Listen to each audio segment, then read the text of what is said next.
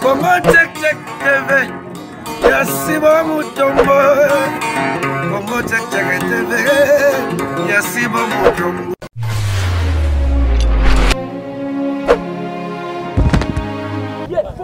Tout n'a pas payé bandako. Payé binda kunde zate. Par rapport à ma beau-fils Moukoka Lobby, les marches sont bloquées et comme il y a des derrière.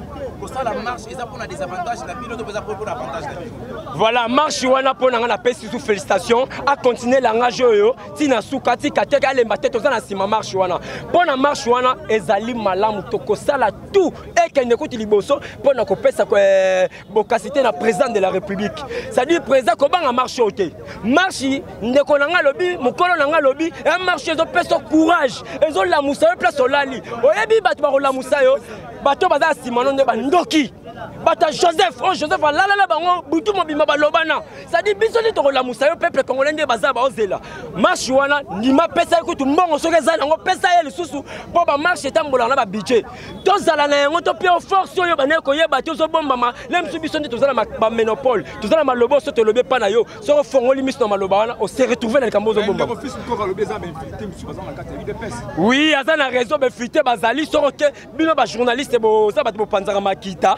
Soit bon contacti na bakati ya biso IDPS na bandi na cadre na biso wana ezana ba kokoso moko ba leba mbongo ya FCC azana raison aboyi ko panza lokola mukolo oyebi mukolo lo bakanyo sotel lo baka oye koki bo comprendre mais bino nde ba journaliste bo ke ko fongola langage wana bo yeba ke ba leba mbongo yango ndo moni baza ko linga ko se retrouver te balinga ko bomba biso sko na IDPS peuple IDPS ayeba ke ngake mutakoto yo nakomi mutakoto OK bazo lia biso ndam ko panza mobimba yango na tala bandeko na ngai ibola muka tozo panzana lokola mungwa mais boyebaka muto ya kufa wana tikibiso atika biso be moko asangisa biso apanza biso te soki boeza na batu o bale na FCC balbito panza IDPS bangonde ba panza la kosi IDPS viva IDPS viva ça dit bangonde ba repanzana des sortes de combattants et ni kolakisa lolenge o to komema Congo mobimbe yeba wana te na IDPS Congo za IDPS te na bandi na zolo ba vérité Congo za IDPS te IDPS ezali parti oyoyo mutunyo so yeba benga en grand-mère ça dit ceux bango bakenda ki bakotara babima lelo basala ba kombo wana IDPS ebimisa batu wana yango moni to tika IDPS boyete to zalika kande kozala biso bande konanga na bombi te nazo ninga na boyeba ngana ba TVT tozo ba masasi so na lasina lokolo na za na défaut na la problème na lokolo na ngai so bo caméra bo refilmer na pimise lokolo défaut uta awa na banzi bomoni tala lokolo eza normal pena lokolo oh eza normal oh lisasi ko na terrasse to mona makamuna IDPS président de la République na yebi ko bossa na longueur pour na peuple congolais oh ya marche il y a 2015 pardon malobezoli kende bele kanda oye la marche na 2015 to komi poto to katisa nzela elimete na 7e bakangi barrière mutalongola gaz na samutuka na yo ngayeyo Kabila za na droit kanganga te po bana lukata ngwana zala kilelo zonga lisute na bomba na sima Tshisekedi ça dit ngamba longola gaz na zone sa basodo ba panzani yo lekinga yeyo mais le problème ezali ba colère ya koyeba mabumu nzale leki ba tension leki peuple congolais zo kufa sans le savoir président awa na Congo to lobela FCCT tozo lobela mabumu na biso mbula boni tokoliaka mbula boni to comprendre tozo luka nini na mboko yo tozo luka ka toyebaka FCC salaki nini Joseph akendaki wapi nana bengaki munani bacha longwaki biloko wana se sili Félix Fongola misu no senga no zonga boye na parti awa yo moko totika na bajaka bundu banani batika non biso yo moko ya kosala contrôle na peuple congolais vandisi biso ndengo okokanga porte otuni moko moyo ka ba droit ba posa bazana ngo mingi soto tena balobo ba kobimisa kaka nzala toi nzala Joseph o tout fait trop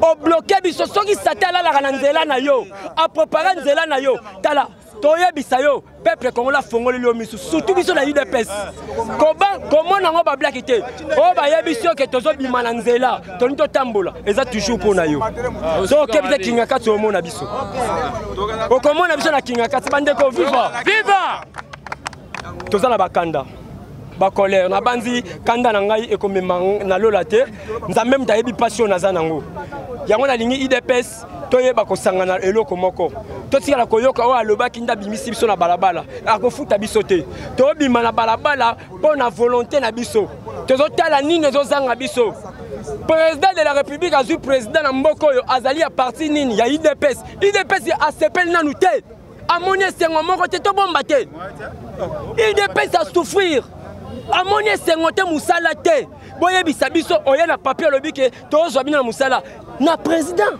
oye uti na IDPS zwa biso tango Joseph azalaki na président lelo IDPS nete komi ba président c'est-à-dire nete toza botoza na tension wana toza capable ya kozwa musala na facilité musala oyo kopesa na IDPS eza musala ya komaloba te eza musala ya komema biso nesika tozosepela tobiki solo tobimisaki président na parti comme na ye intel lelo biso tozoluka musala toza kokangama maboke ezosalama parce que batension ezali ekosilaka te soki tension makambo esilite soki kimi ekoti bokomona maboke ekozala pena te parce que peuple congolais se retrouve na bana bona bandako bakolia kitoko eloko ya malamu na sepeli na président de la république ndongo ekoti mwa moke na bandi bana bazonga baklasse na bango bana na bakofuta bambongo te biloko wana eza déjà sengo na Congo peuple congolais azosepela nango kotika te ezo baimage wana kaka continue nango tokosenga basuivi ezala makasi peuple congolais se retrouve likambo na nzala nga nalobelaka nzala nalobi président de la république na mikotisi makasi na gouvernement te toza na deux sociétés na mboko oyo peuple congolais atalelaka fongoelaka miso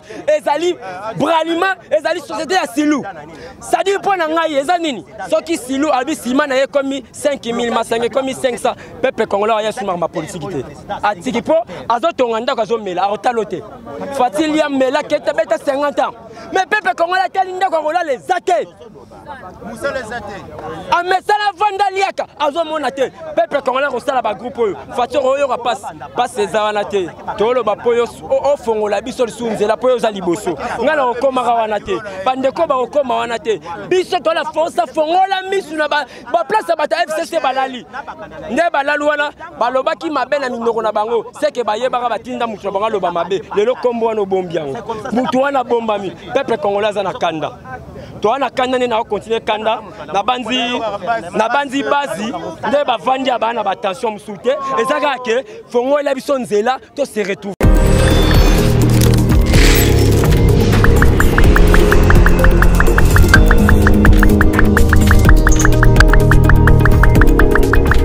mbote papa nanga alors to uti yo za moko po tambola na fils mukoko na mayenyo surtout à lobby yo koki ko bakisa ya mukie par rapport ya oya lobby ni Mae oyo ngana niko bakisa po na ndenge le gardien du temple de la démocratie fils Mukoko sentinelle de la République ndenge a lobby ke a reporté marche na lingi na limbola bien peuple congolais yoka le gardien du temple a reporté marche pourquoi motema likunya ya ba président parlementaire debout.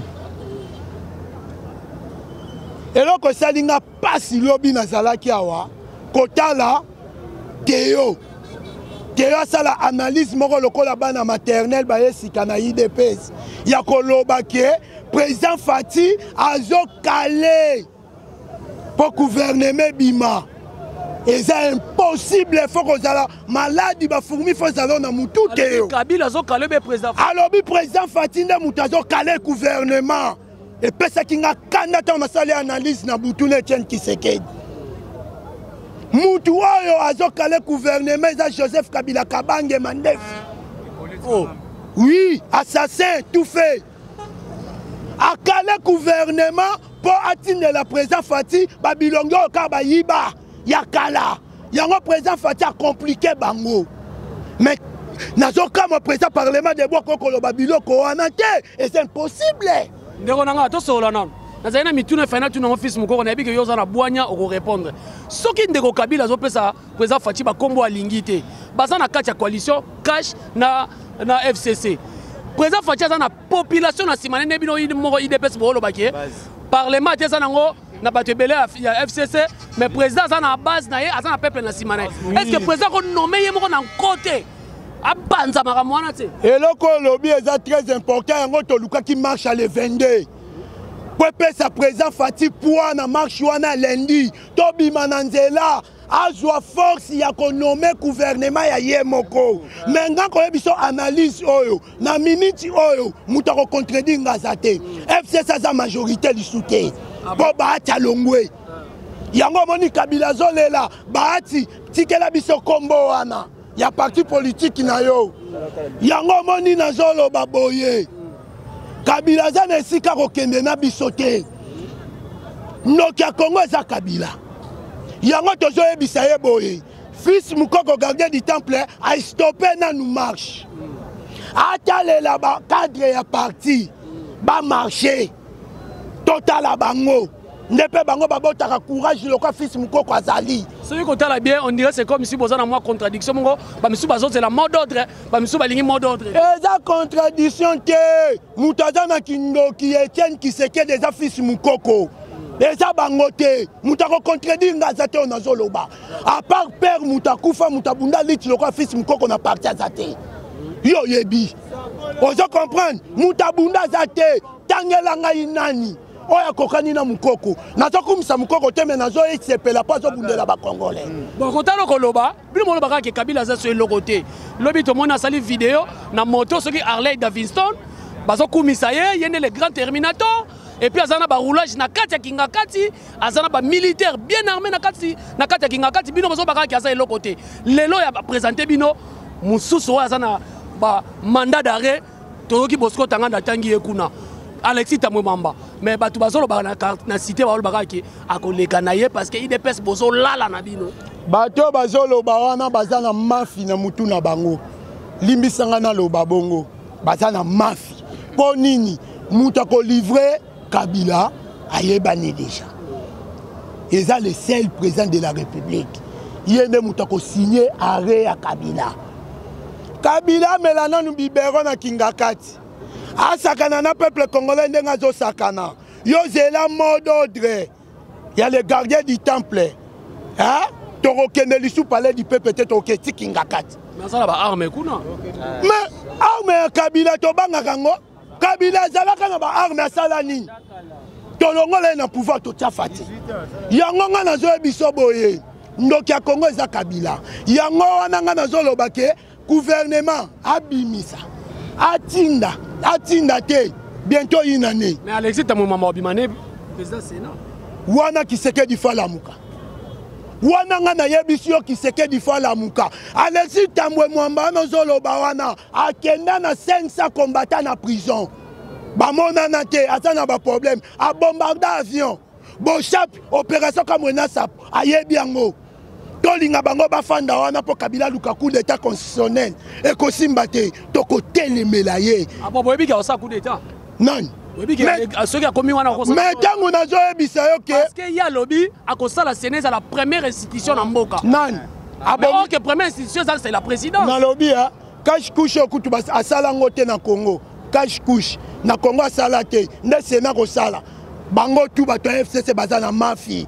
bazo perdre mutu le quoi Daniel Safu oh musisa mutu ekatana ozo comprendre hein bazo perdre Daniel Safu abanda koleka alors ba n'importe quoi que ayebi akoro basala na Kabila na Fati ah baka obimisa ba vérité azali boma ngana ko biso sekela Daniel Safu na hôpital ya campus docteur alobana loba mingi te po musisa mutu batonga yango abelaka liboma nana yebi yango te camarade na ye oyo mutumaki mutebai amelaka diamba lokola Shakazulu amelaka gene bango to ekika bata maboma yo moni bazo fongola su mbanga batalamuka bakoloba lisu nini batalamuka bakombata oyo bakota CV pas fatité mais failli leur pas à permettre kokota CV t'as la courage ça ndeko na bino Congo azo luka bulo atika soldat du peuple tolongola ye kombo ya soldat du peuple tolongola ye yango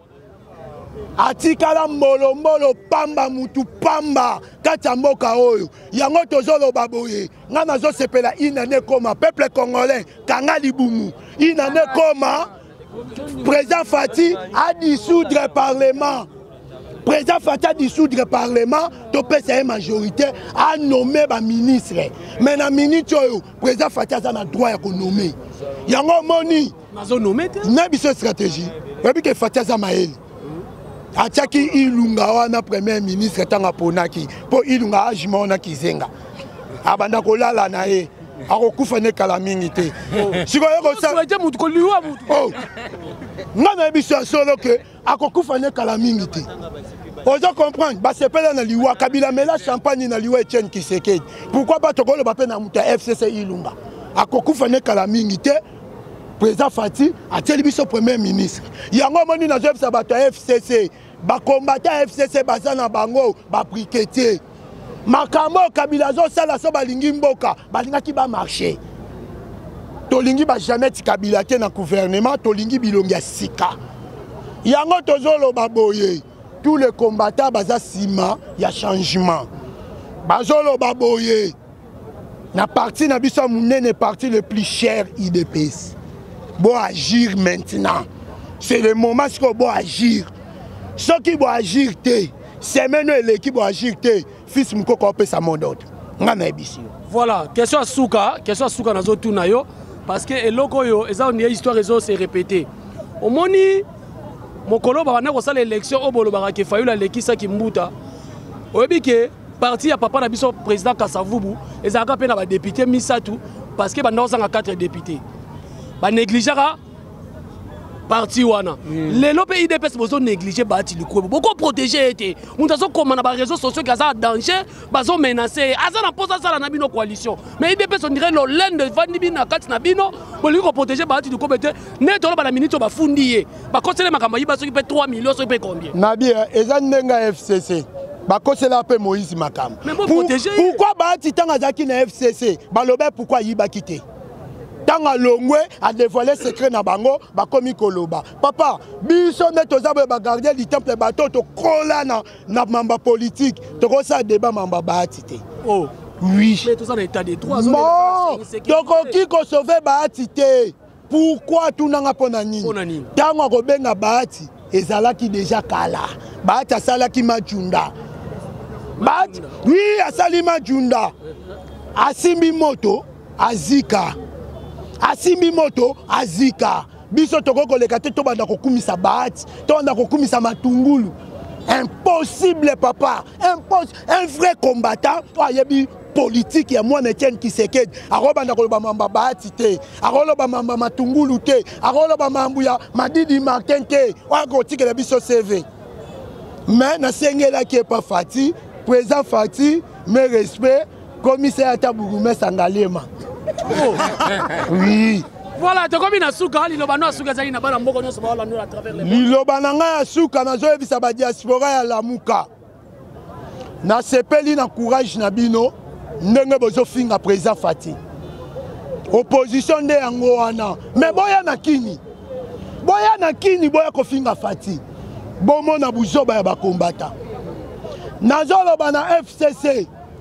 Na sepeli na courage politique o ba tjazui pour détruire binobo panzana beaucoup regretté nazolo bana ba combattant ba diaspora ya UDPS nga tata nanga akufa likola parti oyo tang bakanganga na aner papa yo ki akufi ba combattant nyonso tout non ba bandi musala te ba diaspora bosana na bino précédé toyebi ba diaspora oyo babunda bazotinda bambongo na bango essence toyebi bao baza na cabinet ya Fati baza babunda te yango yoki tozo sala déboulonnage na cabinet Fati banda na yemoko caméra biso to bunda pona yo odondwa te na batuna INC soko boyi poste ministère bazo pesa yo démissionner no tikana même banda ka kofinga tokozo amida kaka tozo ngisele pa JB.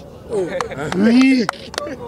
Tokozo amida to pesi JB yo tikali yo moko to bandi ko beto bigoko tioko kufa. Oyoki na yo yebi ke biso to confirmer que caméra za congolais. Hein? po aya na cache pour na changement mais ceux qui ka ko sali ba je ba peso ministère ko boyi ozongi Uganda ozo comprendre tozo ba maloba suka ngwana lobby ba o balinganga bolinganga ba o bafinganga bofinganga kaka bino ba bofinganga na poto botindelanga mbongo veste costume nazobala nazobala na kopesa bino date mais bopesa na on a préparé déjà. Merci beaucoup. Nakolo chaîne oh nalinga koming tindelanga la nazobala. Merci beaucoup. Merci. Congo check check TV. Yasiba Mutombo. Congo check check TV. Yasiba Mutombo.